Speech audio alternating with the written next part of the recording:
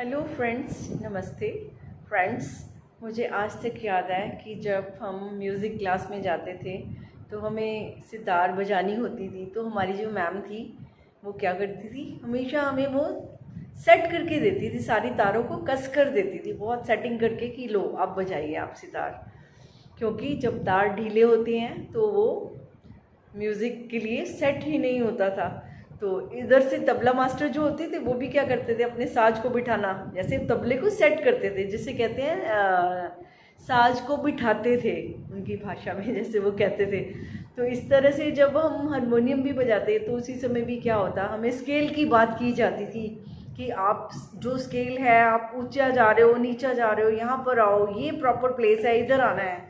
तो ये music world में जाकर मैंने ये बहुत बड़ी बात सीखी कि ज़िंदगी में जो है वो जो चीज़ें जहाँ पर होनी चाहिए वो जब तक वहाँ पर नहीं होती हैं तो उससे संगीत पैदा नहीं हो सकता। कोई भी म्यूज़िकल इंस्ट्रूमेंट है, जो उसकी प्रॉपर सेटिंग है, जहाँ पर उसके साथ सेट करना है वहीं पर हमें पहुँचना पड़ता है। तो मैं देख रही हूँ कि ज़िंदगी का भी कुछ ऐसा ही साज है हमारा।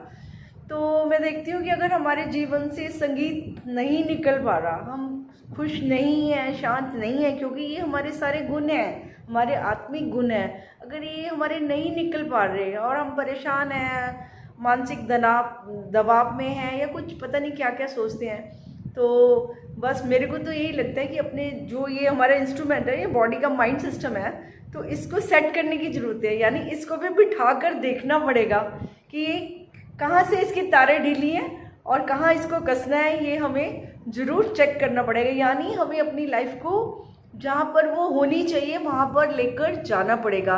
दैट मीन्स बैलेंस्ड करना पड़ेगा। बैलेंस क्या होता है? बैलेंस एक स्केल को भी कहते हैं, तराजू को भी कहते हैं। वो कहते हैं ना, जब उसका कांटा वो बीच में होता है तो हम कहते हैं जी ये अब स्टेबल हो गया, देखो जी ये नापतोल पूरा हो गया, यानी इधर भी ठीक है और राइट भी ठीक है, लेफ्ट भी, दैट बैलेंस बन गया।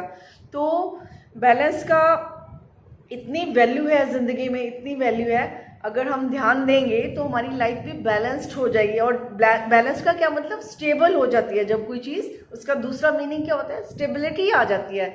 यानी क्योंकि बैलेंस भी तभी मेंटेन हो पाता है अगर स्टेबिलिटी है। मान लो एक कोई नट है ना, तो उसको पहले तो उसको बैलेंस बनाना है। तो वो बैलेंस का मतलब उसको देखना है कि मैं वेट राइट की तरफ जा रहा है या लेफ्ट की तरफ, मैं किधर वेट लेके जाऊं कि मैं गिरूं ना। तो एक बैलेंस की वजह से एक नट जो है, एक छोटी सी रस्सी पर भी, पतली सी रस्सी पर भी इतना ऊपर तक जा सकता है, और हम तो खड़े भी नहीं रह सकते सीधे।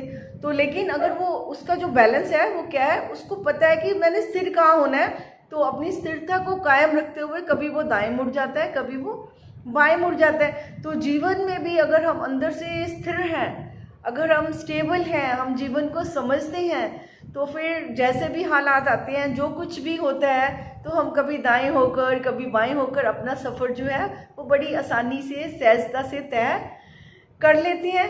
तो फ्रेंड्स, बैलेंस तो I think is the beauty of life. बिना बैलेंस के तो आई थिंक सब कुछ गड़बड़ हो जाता है, बिगड़ जाता है। कि मैं तो सोचती हूँ कि अगर चाल चलने में बैलेंस बिगड़ा, चाल बिगड़ी तो क्या हुआ? गिर पड़े। ठीक है, बात में बैलेंस बिगड़ा तो क्या हुआ? झगड़ा हो गया। अब रोटी सब्जी में बैलेंस बिगड़ा तो क्या हुआ जी? टेस्ट नहीं आया, अच्छा नहीं हुआ।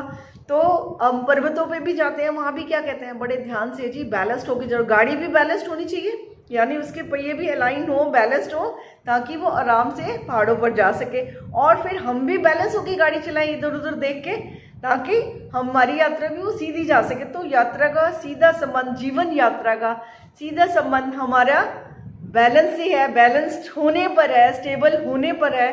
तो जैसे कि महात्मा बुद्ध ने भी हमें बताया, उन्होंने भी कहा कि मध्यम मार्ग चुना, जिसे कहते हैं सम्यक ध्यान की भी उन्होंने बात की, सम्यक दृष्टि की भी बात की।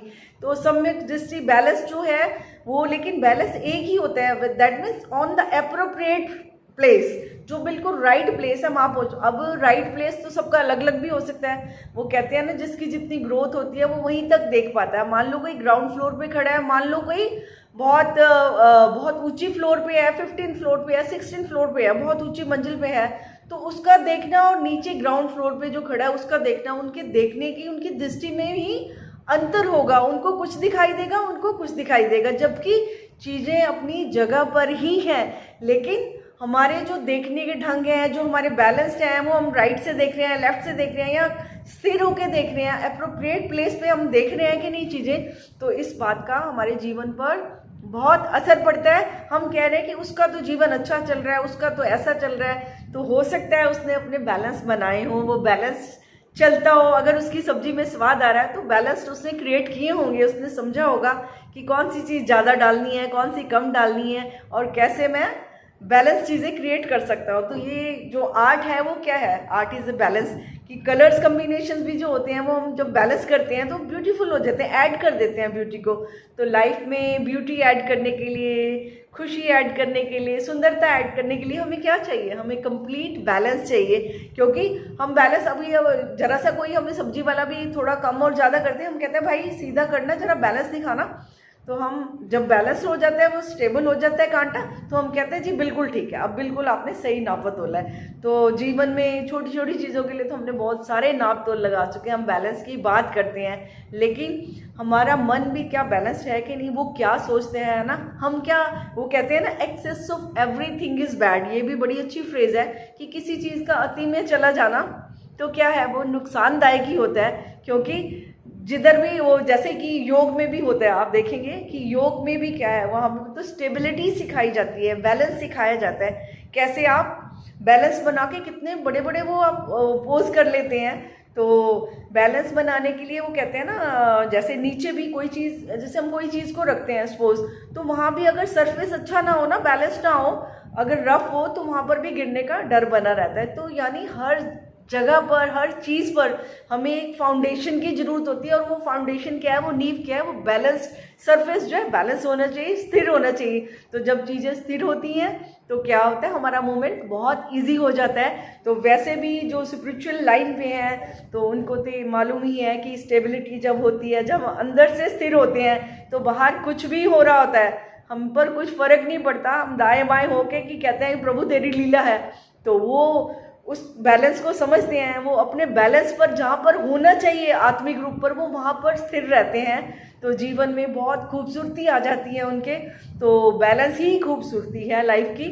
तो तारे ना ज़्यादा ढीली हो, ना ज़्यादा कसी हो, यानी जहाँ होनी चाहिए वो वहीं पर हो, तभी जीवन से मधुर संगीत निकल सकता है। वरना तो वो क्या कहते हैं कि बैलेंस बिगड़ा नहीं तो सब कुछ बिगड़ जाता है। तो फ्रेंड्स, अगर बैलेंस इतना ही इम्पॉर्टेंट है, जो लाइफ में ब्यूटी लाता है, जो हर चीज़ में सुंदरता ले आता है, तो हम उस बैलेंस की ओर ध्यान जरूर दें। चाहे वो शारीरिक बैलेंस हो, चाहे मानसिक बैलेंस हो, चाहे इमोशनल बैलेंस भी बिगड़ता है तो क्या होता है, हम डिप्रेस हो जाते हैं। तो सारी चीज़ें जो बैलेंस में होती है, बैलेंस को, उसको क्या कहते हैं, हेल्दी लाइफस्टाइल कहते हैं। हेल्थ को क्या कहते हैं, health mean everything is balance. ठीक है, अब आपका जो बॉडी टेम्परेचर है वो भी देखते हैं, थोड़ा सा बढ़ जाए तो क्या होता है, उसमें भी कहते हैं जी कोई डिजीज़ है, बैलेंस बिगड़ गया।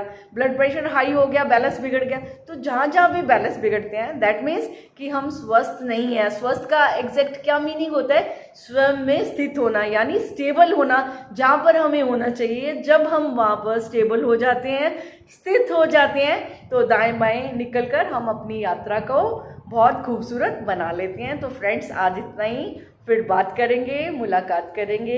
तब तक के लिए इजाज़त चाहती हूँ। Thank you very much.